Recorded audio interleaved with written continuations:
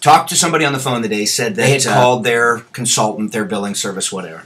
I'm not a big fan of, consultants who haven't worked in schools. Called and the great advice they got was to create teams in the school and go pass out VIP passes, which is, it's not a terrible suggestion because that is kind of the, let's tie the shoe of getting dressed. It's one of those things that you may do. Everybody's distributing information and utilizing face-to-face contact. However, the master instructor, the owner of the schools, was out there doing it too. Now, that's not necessarily bad either, but there's something that we need to point out that can put your work and what you should be working on as a school owner and a teacher into perspective.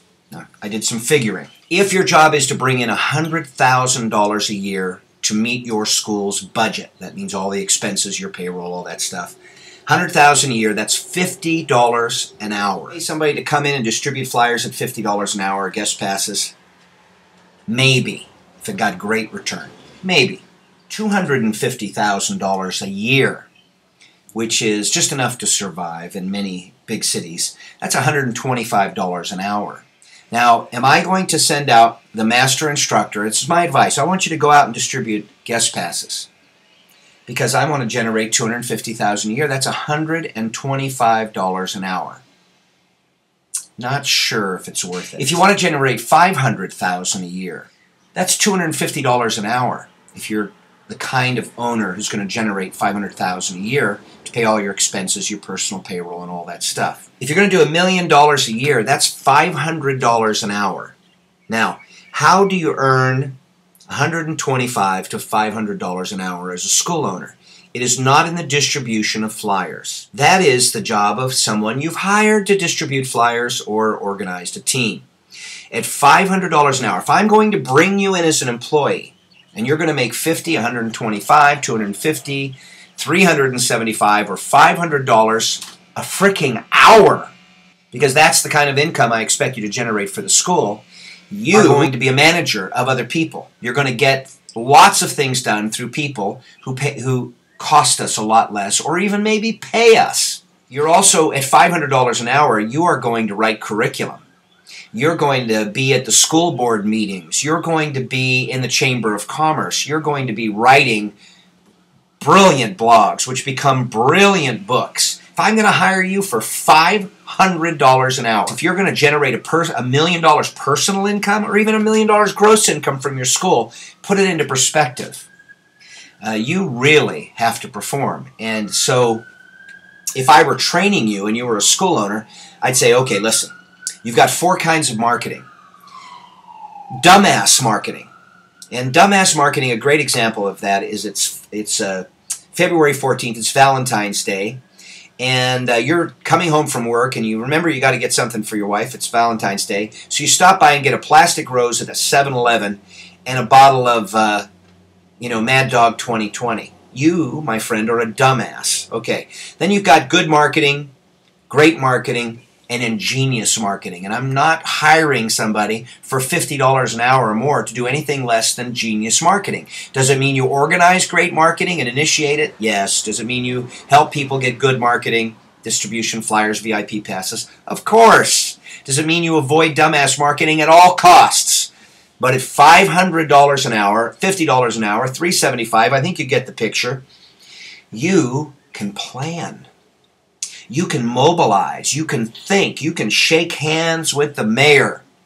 You know how to write your press. You're making films. You're actually organizing film crews. You want your business to shine. You want the numbers to shoot through the roof at $500 an hour. You know how to make that happen.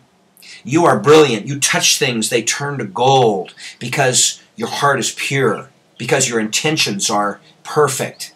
Because wherever you go, you create value and interest and you help people. At $500 an hour, you've got to be a saint with a little halo walking around. Well, maybe that's $2 million a year. But anyway, just try to put it into perspective that you have very low-level marketing. It's covered. It's like, you put your shoes on in the morning. Of course you do. You eat. You go to the bathroom. You comb your hair. God hopes that you brush your teeth. That's all the basics, and you cover that stuff all the time. You don't need to call some dingbat to have them tell you to distribute flyers. That is your MO. You know that's your base stuff. You distribute flyers. You do all the basics, low cost, no cost. You've got a list. You don't have to pay somebody $10,000 a year to do that. They're coming for me now. Can you hear them? The sirens in the back. I'm about to blow a fuse. But the point is that you have to think at the money you want to make. And some of you get stuck in the rut of doing good and decent marketing, not even great, because it's so easy. You don't have to think. And guess what? Your people don't have to be able to write or speak or even really be stunning examples in the martial arts. If all you have them do is go out and pass out VIP passes, hey, here's a VIP pass, you know. I mean, it's not to be looked down upon because it's essential as tying your shoes. But do not make the mistake of making that kind of short-term return, no-brainer marketing your drive in your school.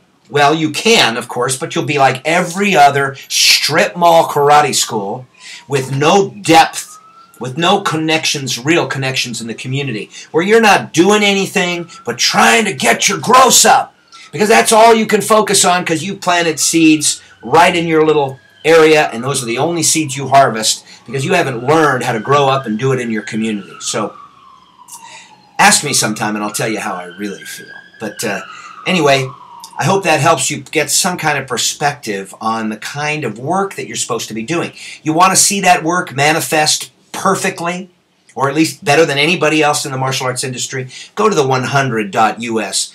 Right now, I'll give you a free week pass. You can come in and see what it looks like.